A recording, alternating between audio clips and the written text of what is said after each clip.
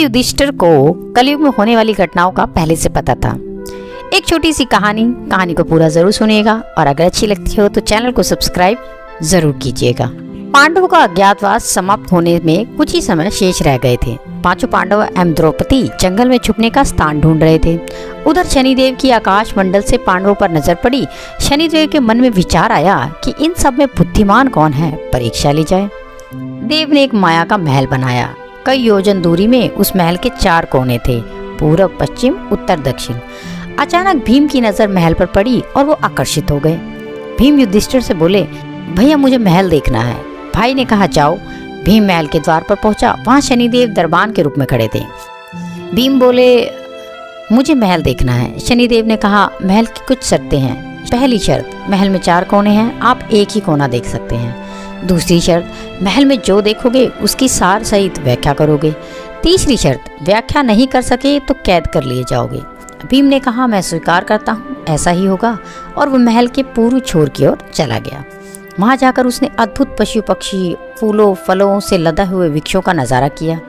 आगे जाकर देखता है कि 3 कुएं हैं, अगल बगल में छोटे कुएं और बीच में एक बड़ा कुआं। बीच वाले बड़े कुएं में पानी का उफान आता है और दोनों छोटे काले कुओं को पानी से भर देता है। फिर कुछ देर बाद दोनों छोटे कुओं में उफान आता है, लेकिन खाली पड़े हुए बड़े कुएं का पानी आधा रह जाता है। इस क्रिया को भीम कई बार देखता है पर समझ नहीं पाता और लौटकर दरबान के पास आता है। दरबान कहता है, क्या देखा आपने?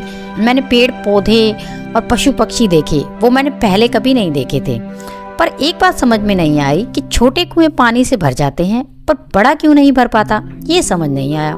दरबान बोला, आप शर्त के अनुसार बंदी हो गए हैं, और बंदी घर में बैठा दिया। अर्जुन आया, बोला मुझे महल देखना है। दरबान ने शर्त बता दी और अर्जुन पश्चिम छोर की ओर चल पड़ा।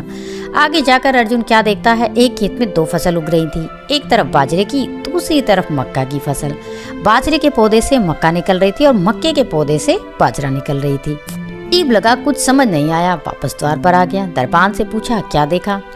अर्जुन बोला, महाशय सब कुछ देखा पर बाजरा और मक्का की बात समझ नहीं आई। देव ने कहा, शर्त के अनुसार आप बंदी हैं। नकुल आया, बोला मुझे महल देखना है। फिर वह उत्तर दिशा की ओर गया और उसने देखा बहुत सारी सफेद गायें, उन सबको जब भूख लगती है अपनी छोटी बच्चियों का दूध पीती हैं। उसके कुछ समझ नहीं आया और द्वार पर वापस आ गया। देव ने पूछा, क्या देखा? नकुल बोला, महाशय गाय बच्चियों का दूध पीती है, यह समझ नहीं आया। तब उसे भी बंदी बना लिया गया। सहदेव आया, बोला मुझे महल देखना है। वह दक्षिण दिशा की ओर गया अंतिम कोना देखने के लिए। तो क्या देखता है, वहाँ एक सोने की बड़ी शिला एक चांदी के सिक्के पर टिकी हुई है। डगमगा रही है, डोलती है पर गिरे नहीं और छूने पर भी वैसी ही रहती है। समझ नहीं आया, वापस आ गया द्वार पर और बोला, सोने की शिला की बात समझ नहीं आई। तब वह भी बंदी हो गया। चारों भाई बहुत देर से नहीं आए। तब युधिष्ठिर को चिंता हुई, वह भी द्रौपदी सहित महल में गए। भाइयों के लिए पूछा, तब दरबान ने बताया वो शर्त अनुसार बंदी हैं। युधिष्ठिर बोला, भीम तुमने क्या देखा? भीम ने कुएं के बारे में बताया। यह सब कलयुग में होने वाला है। एक बाप 2 बेटों का पेट तो भर देगा, परंतु 2 बेटे मिलकर एक बाप का पेट नहीं भर पाएंगे। भीम को छोड़ दिया। अर्जुन से पूछा, तुमने क्या देखा?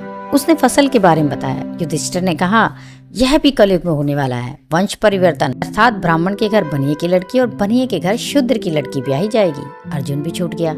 नकुल से पूछा, तुमने क्या देखा? उसने गाय का वृतांत बताया। तब युधिष्ठिर ने कहा, कलयुग में माताएं अपनी बेटियों के घर में पलेंगी, बेटी का दाना खाएंगी, बेटा सेवा नहीं कर पाएंगे। अब नकुल को भी छोड़ दिया गया। युधिष्ठिर ने सहदेव से पूछा, तुमने क्या देखा? उसने सोने की शिला का वृतांत बताया। तब युधिष्ठिर बोले, कलयुग में पाप धर्म को दबाता रहेगा, परंतु धर्म फिर भी जिंदा रहेगा, खत्म नहीं होगा। आज के कलयुग में यही सब बातें सच साबित हो रही है। इस तरह से युधिष्ठिर को कलयुग में होने वाली घटनाओं का पहले से पता चला। तो दोस्तों, अगर कहानी अच्छी लगती हो तो चैनल को सब्सक्राइब, वीडियो को लाइक और शेयर करना न भूलें।